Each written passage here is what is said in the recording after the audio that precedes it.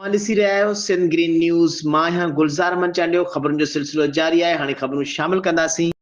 घारो खां ज़ुहैब शेख जी रिपोर्ट मुताबिक़ Fauji Fertilizer Company Limited Paradise Banquet Gharo में कणक जी फ़ाइदेमंद पोख जे मौज़ूअ ते सेमिनार मुनक़िद कयो वियो, जंहिं में सोना कंपनी पारां फार्म एडवाइज़री सेंटर हैदराबाद जे हेड अब्दुल हमीद लोधी, ज़रई services officer Karachi Noman Haider, Zia director PRC Thatta ख़ासि महिमान तौर शिरकत कई, जंहिंमें हुननि भाणनि जे मुतवाज़िन इस्तेमाल ते रोशनी विझंदे चयो त हारी कणक जे फ़सुल में यूरिया सां गॾु DAP, SOP, ज़िंक ऐं बोरान भाण जे मुनासिब इस्तेमाल खे यकीनी बणाइनि त जीअं फ़ी एकड़ पैदावार वधाए सघिजे। उन खां अलावा हुन चयो त FFC जे आला कारकर्दगीअ वारे भाण, बोरान ऐं DAP ऐं नीम कोटेड यूरिया जे इस्तेमाल सां पैदावार 10 खां 20 सैकड़ो वाधि थी सघे थी। हुन चयो त दुनिया में कणक पोखण जे हवाले सां पाकिस्तान 8 नंबर ते आहे, जॾहिं त पैदावार जे लिहाज़ खां पाकिस्तान 7 नंबर ते आहे।